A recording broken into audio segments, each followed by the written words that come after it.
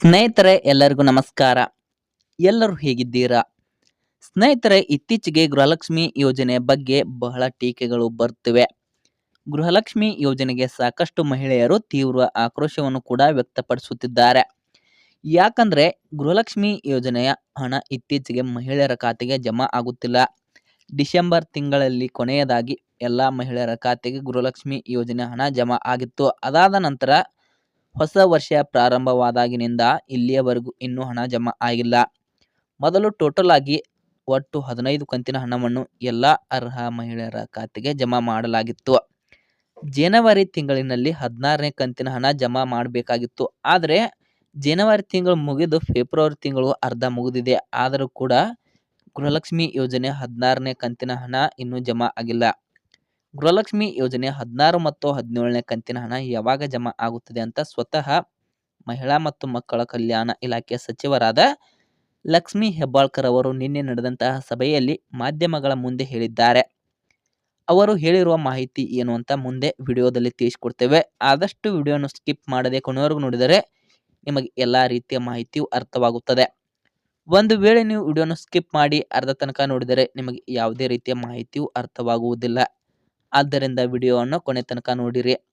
ಹಾಗೂ ಇಂಥ ಹೊಸ ಮಾಹಿತಿಗಳನ್ನು ತಿಳಿದುಕೊಳ್ಳಲು ದಯವಿಟ್ಟು ಪ್ರಶಾಂತ್ ಮೀಡಿಯಾ ಕರ್ನಾಟಕ ಯೂಟ್ಯೂಬ್ ಚಾನಲನ್ನು ಸಬ್ಸ್ಕ್ರೈಬ್ ಮಾಡಿಕೊಂಡು ಸಪೋರ್ಟ್ ಮಾಡಿ. ಸಬ್ಸ್ಕ್ರೈಬ್ ಮಾಡಿದ ಎಲ್ಲ ನನ್ನ ಕರ್ನಾಟಕ ಜನತೆಗೆ ಧನ್ಯವಾದಗಳು. ಸ್ನೇಹಿತರೆ, ಸಿದ್ದರಾಮಯ್ಯನವರು ಜಾರಿಗೆ ತಂದಿರುವ ಗೃಹಲಕ್ಷ್ಮಿ ಯೋಜನೆಯು ಸಾಕಷ್ಟು ಜನಪ್ರಿಯತೆಯನ್ನು ಕೂಡ ಗಳಿಸಿತ್ತು. 1ನೇ ಕಂತಿನಿಂದ ಹಿಡಿದು 15ನೇ ಕಂತಿನ ಹಣದವರೆಗೂ ಎಲ್ಲ ಅರ್ಹ ಮಹಿಳೆಯರ ಖಾತೆಗೆ ಹಣ ಜಮಾ ಆಗಿತ್ತು. ಆದರೆ ಜನವರಿ ತಿಂಗಳಿನಲ್ಲಿ 16ನೇ ಕಂತಿನ ಹಣ ಜಮಾ ಆಗಬೇಕಾಗಿತ್ತು. ಆದರೆ 16ನೇ ಕಂತಿನ ಹಣ ಇನ್ನೂವರೆಗೂ ಕೂಡ ಜಮಾ ಆಗಿಲ್ಲ.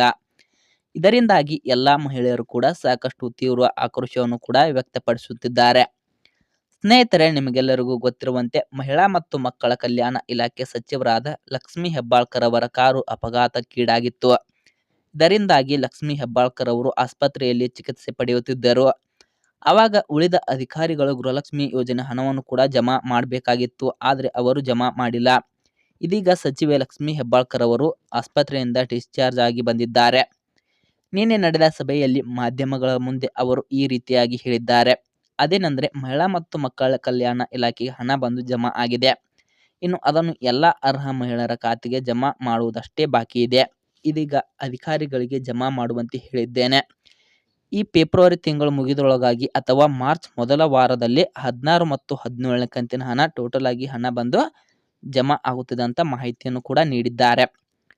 ಸ್ನೇಹಿತರೆ, ಇನ್ನೊಂದು ಸ್ವಲ್ಪ ದಿನ ಕಾಯೋಣ, ಹಣ ಜಮಾ ಆಗುತ್ತೋ ಅಥವಾ ಇಲ್ಲವ ಅಂತ ಗೊತ್ತಾಗುತ್ತೆ. ಸ್ನೇಹಿತರೆ, ಗೃಹಲಕ್ಷ್ಮಿ ಯೋಜನೆ ಹಣ ಬಂದೇ ಬರ್ತದೆ ಅಥವಾ ಹಣ ಬರ್ತದೆ ಅಥವಾ ಇಲ್ಲವ ಅಂತ ಯಾರು ಕೂಡ ಹೆದರುವ ಅವಶ್ಯಕತೆ ಇಲ್ಲ. ಯಾಕಂದರೆ ಹಣ ಜಮಾ ಆಗೇ ಆಗುತ್ತದೆ. ಸ್ವಲ್ಪ ಲೇಟ್ ಆಗಿ ಆದರೂ ಎಲ್ಲ ಅರ್ಹ ಮಹಿಳೆಯರ ಖಾತೆಗೆ ಹಣ ಜಮಾ ಆಗೇ ಆಗುತ್ತದೆ. ಆದ್ದರಿಂದ ಯಾರು ಕೂಡ ಭಯಪಡುವ ಅವಶ್ಯಕತೆ ಇಲ್ಲ. ಸ್ನೇಹಿತರೆ, ಈ ಮಾಹಿತಿ ನಿಮಗೆ ಇಷ್ಟವಾಗಿದ್ದರೆ ಈ ವಿಡಿಯೋಗೊಂದು ಲೈಕ್ ಮಾಡಿ. ಇಂತಹ ಮತ್ತಷ್ಟು ಮಾಹಿತಿಗಳಿಗಾಗಿ ದಯವಿಟ್ಟು ಪ್ರಶಾಂತ್ ಮೀಡಿಯಾ ಕರ್ನಾಟಕ ಯೂಟ್ಯೂಬ್ ಚಾನಲನ್ನು ಸಬ್ಸ್ಕ್ರೈಬ್ ಮಾಡಿಕೊಂಡು ಸಪೋರ್ಟ್ ಮಾಡಿ. ಮತ್ತೆ ಮುಂದಿನ ವಿಡಿಯೋದಲ್ಲಿ ಸಿಗೋಣ. ಅಲ್ಲಿಯವರೆಗೂ ಎಲ್ಲರಿಗೂ ಧನ್ಯವಾದಗಳು.